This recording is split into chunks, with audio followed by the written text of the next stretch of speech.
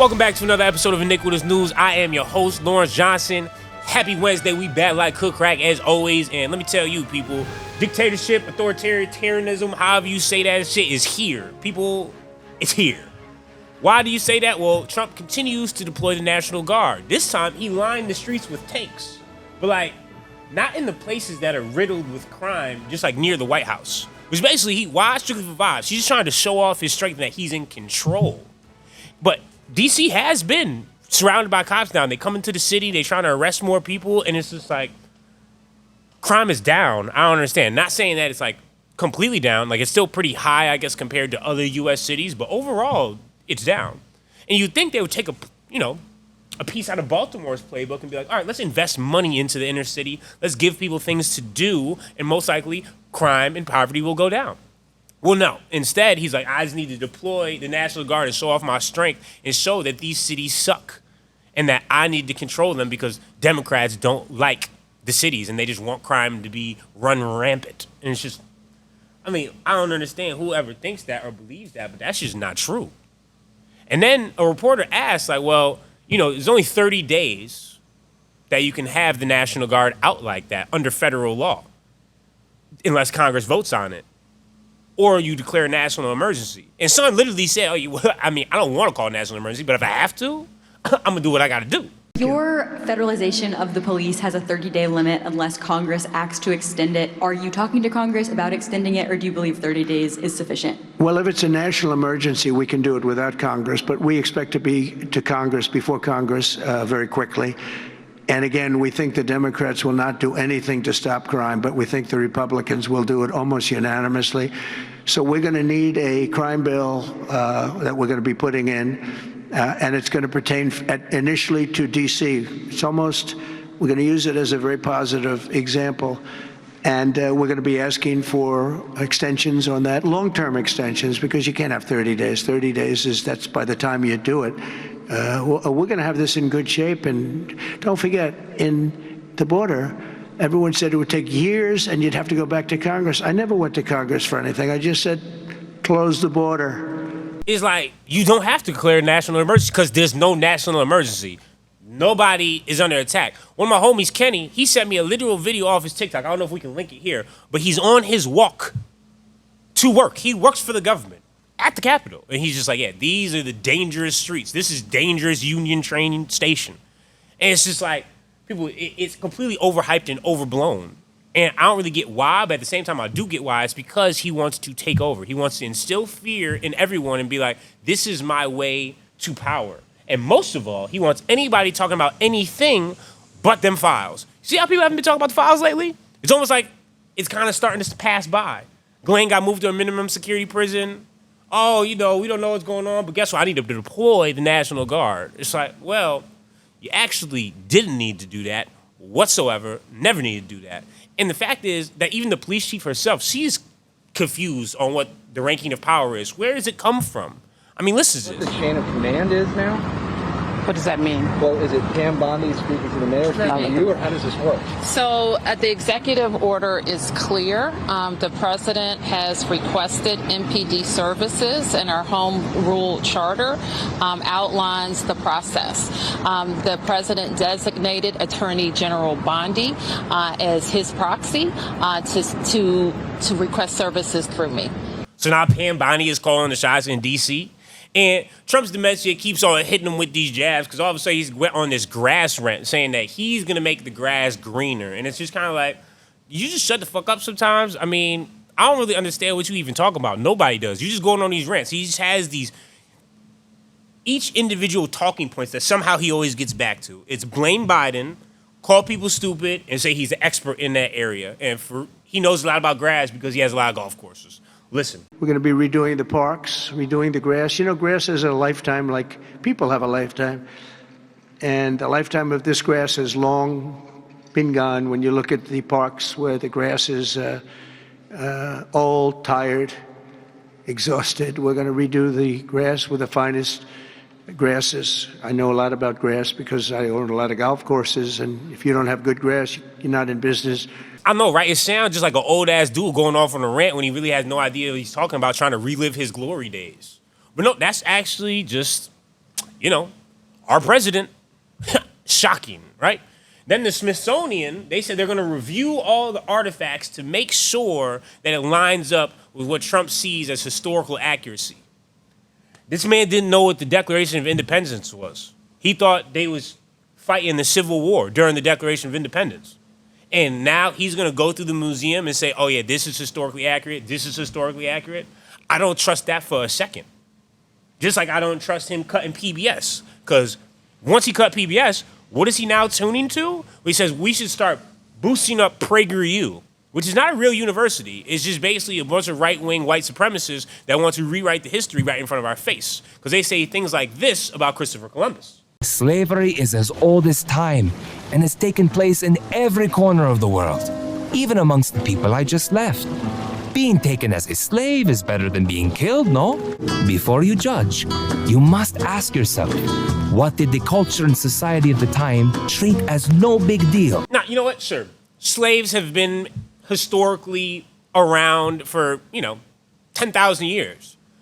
But slaves have not always been treated like Christopher Columbus and white Americans treated slaves. See, slaves used to be treated sometimes as workers, and they were actually just slaves. They got a small wage, but they were called slaves back then because they weren't being whipped and they weren't being raped. I don't know if you're allowed to say that on YouTube either. But then things changed when Christopher Columbus was very dehumanizing. And then in America, when they were putting people down south and being part of the Confederacy, was also very dehumanizing. And they were getting killed and they were being lashed and they were not looked at as human. So to say, oh yeah, no, slaves are okay, don't look back at history and be like, oh damn, white people was wildin', is a crazy stance to take. You know what else is a crazy stance to take? Blaming everybody else for why President Trump is making a profit. And that's what his sons decided to do. Because as we know, he's made billions of dollars since entering the presidency. And they're kind of just like, well, why is he doing that? Nobody has ever profited off the presidency like that. And his son said, well, what else are we supposed to do? We had no choice. That was really their answer. Brian, it's infuriating. We had nowhere to go. Capital One stripped 300 bank accounts from me. 300 in the middle of the night. They sent us a letter after doing business for 20-something years. All your bank accounts for golf courses and condominium buildings and hotels, they're all gone in the middle of the night. I mean, how do you pay your taxes? How do you pay your employees? This happened across the board. It happened with J.P. Morgan Chase. It happened with Bank of America. It happened with First Republic. And this wasn't just happening to the Trumps, people with a lot of zeros on the end. This was happening to conservatives all over the country. We didn't have a damn choice. Trump was the only guy that was actually a businessman before that. Are we supposed to stop running our businesses? Are we supposed to stop doing anything? They was shutting us down, so you know what? We decided to start a meme coin and just steal from Americans. And then we started our own Trump coin. And then after that, we just started a bunch of other random businesses because we had no choice, though. Y'all really didn't have no choice? You believe me that Trump's sons had no choice but to profit off Americans? You guys had no choice? All the money you guys have made was just gone? And you had to turn to a crypto scam? Oh, my bad, a crypto coin. We know that at the end of the day, you guys are going to do right by people. And Americans will be able to make money and not just you guys. And it's not just a foreign adversary that is investing money into this coin just to, for you to pull strings for them. That would never be the reason you guys started the coin. And you guys would never just profit just to profit, even though that's Trump's whole, MO is I start businesses and profit. But the way I see him running the White House, it makes sense why he's bankrupted multiple casinos. Because as you can see, he just be building stuff with no real plan. I need a $200 million ballroom over there. How many parties are we going to have? What's going to be the return revenue? And I know, sometimes you invest into your property to then sell it, but you don't sell the White House. This is a ballroom that we're building. Why are you turning everything gold, plated? There's no reason. Strictly for vibes, because that's what he likes to do. See, that's the problem. The other problem is Texas. I'm just saying that out loud. They need to figure that shit out down there, because now there's this battle going on with the gerrymandering. And this guy gave a very interesting answer where he's like, you guys are basically trying to pull a play that's not allowed to be pulled in the middle of the game. So somebody got to throw the flag. Listen to this. Again, I've condemned all gerrymandering across the country. And in fact, when Democrats had a majority in Congress, they voted to ban gerrymandering in every state, red states and blue states. Do you know how many Republican members of Congress joined them in that effort? Which one? I'm sorry. Which state did you just refer to? I'm asking, do you know how many Republicans joined Democrats in the U.S. Congress to ban gerrymandering? All the Democrats voted for it. 0 Republicans voted for it. Zero. It's an odd. So it's an this, odd. you can spare it's an me odd, the both sides rhetoric. It's clearly one side that is trying to rig the rules in the middle of the game. This is like two football teams coming out of the locker room at halftime, and the team that's ahead says they want to change the rules for the second half so they can win the game. All of us would be throwing food at the TV if that happened. We don't accept cheating in our politics. We don't accept cheating in our relationships. We shouldn't accept cheating in our elections. I'm getting wrapped on time. I'm enjoying this conversation. I want to let it go on, and I apologize. That's such is the nature of cable television. And like I said before, gerrymandering is obviously a thing for both left and right, but the way that Texas is going about it right now is clear that they're trying to steal the midterms. We're like, oh, hold on. I mean, no, we can't just depend on policy enough because we will lose. And President Trump has made that very clear because he was like, that's exactly what he's talking about with the White House and calling the national emergency. He's like, yeah, I understand. I got some Republicans, but even some of them are not against me. Democrats are completely against me. I need control. So we're going to have to do what we're going to have to do. And speaking of other things that Texas is losing the plot on, well, now they're requiring the 10 Commandments to be shown. They're requiring prayer time in their schools. And it's just like, is it prayer for anybody or is it prayer for one God? And then what happens if you're just a different religion?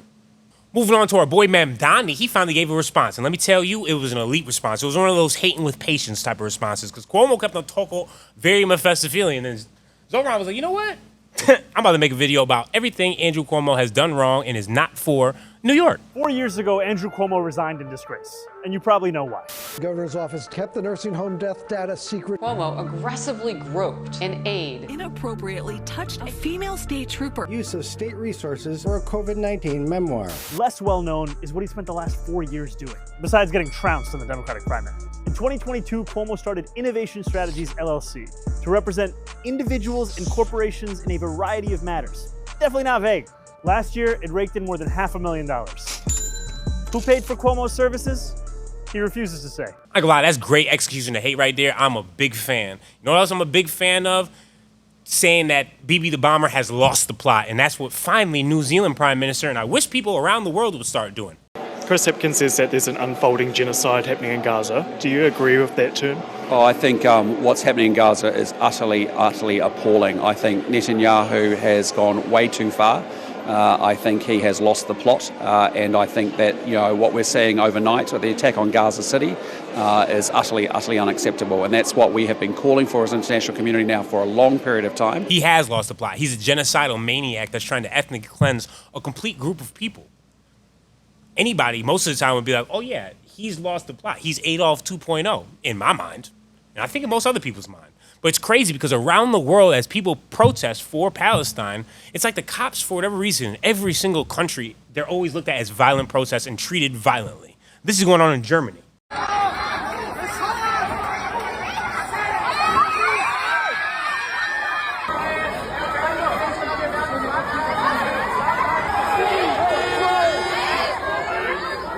Like, damn, Germany, y'all committed the first one.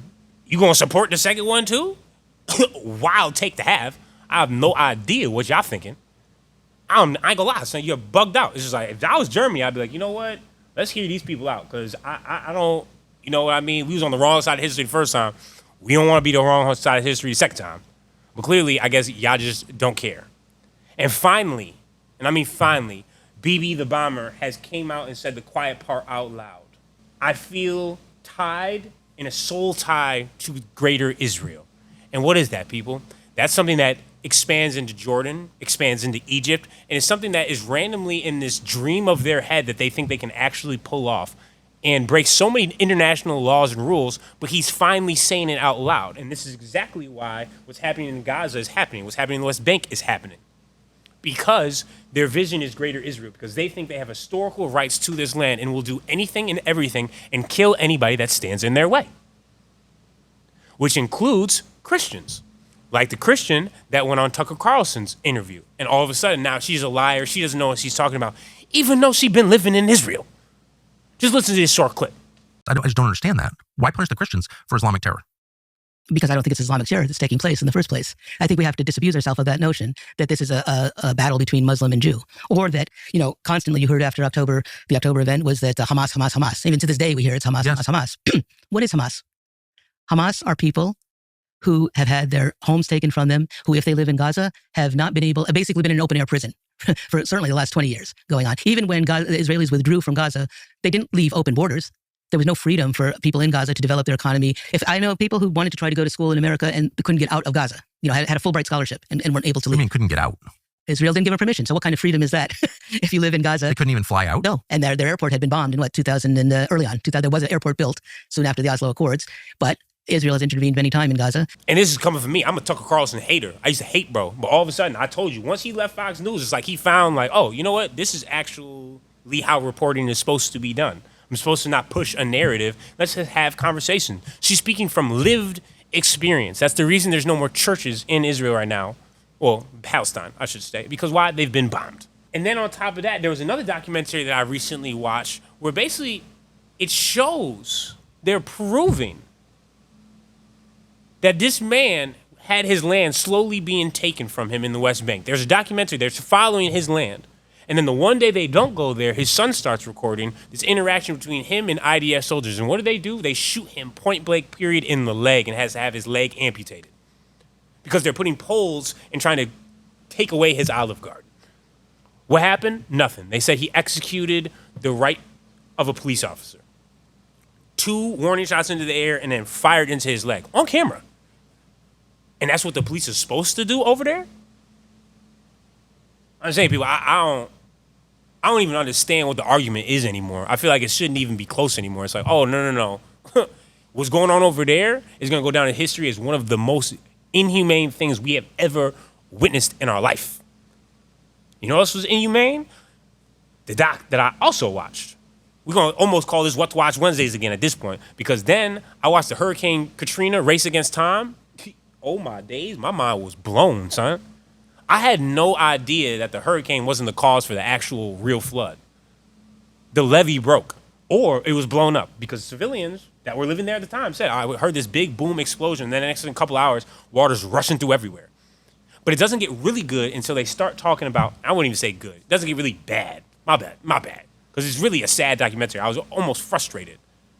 But then they start talking about this Algiers Point, which is basically a Confederate neighborhood. And the media says, oh, there's looting, there's violence going on. You have the right to shoot, to kill. Shoot people in general. And these people for Algiers Point, all of a sudden are like, oh, well, you know what? I'm going to take that as my time to step up. We're going to defend. But they weren't defending. They were literally going hunting for people that have just been caught in a national disaster. And Algiers Point is one of the only ways they can cross to get to certain medical supplies. What happened to one man? Killed in cold blood. Then the vigilantes took his truck, put it by a river, blew it up, with his body still inside, burned the remains, nobody held accountable. And this documentary just came out. I mean, I was like 10 when Hurricane Katrina happened, so at the time, I was listening to the news, I didn't really know what happened. But now I'm watching, I'm like, wait, hold. Kanye wasn't even tripping. When he said George was okay about black people, he was dead ass and he was on facts. Because this right here is like, it was stories that had never been heard. There's people on camera. He said, oh yeah, it was like duck season pheasant shooting in South Dakota. And he's talking about people, black humans. Another guy says, it doesn't matter how many we killed. What did you want us to do? They chose that. Chose what? To get hit by a hurricane and then a levee system that flooded themselves out and then they had to go walk to find anything? Then you have these dweeb-ass firefighters that are going over there talking about, oh, we're about to cross into some crazy times. They haven't had food or water. It's going to be hectic. I'm going to shoot first and ask later. It's like, these are the people that are protecting our public and supposed to go save motherfuckers. Their first thing in their minds, I'm going to shoot first and ask later, not bring food, not bring water, even though you just pointed out that that's what they were missing. Ooh, man, people, I ain't gonna lie, my blood was blowing. I'm like, oh, yeah. These people gotta suffer in hell for sure. But to leave you on a good note, UFO video may have just dropped. One of the craziest ones I've ever seen, because people are in there trying to say, oh, it's a blade of grass, is this, that. I don't know what it is. But he's recording his dog in slow-mo, and then this thing comes zooming by the screen at such a vociferous pace and speed, I've never seen anything like it in my life, where I just had to wind it back, and I'm like, you know what? This may be the actual first proof I've ever seen of UFO in my life. But I don't want to just be talking about it. Play this shit full screen. Ready? Steady. Ooh.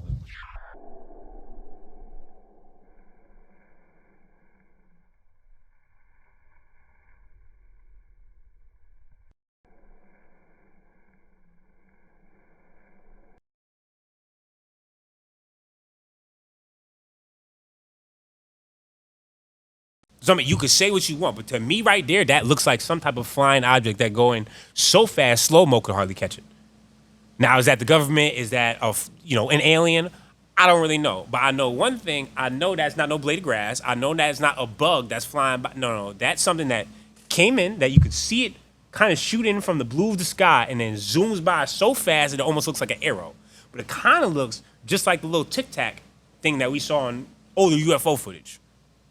I don't know. But I know one thing. I appreciate y'all tuning in for another episode of Nicholas News. Don't forget to hate and subscribe. I'll see y'all on Friday. Leave a comment. Let me know what's going on. Hit marginforair.xyz. Grab you some university merch, man. Haters worldwide. Don't keep on spreading that negativity, leading to positivity. Don't forget, stay Mephistophelian, iniquitous, and viciners at all times. I'm going to see y'all Friday. You've just tuned in to another edition of Iniquitous News Network with Lawrence Johnson. Don't forget to hate and subscribe.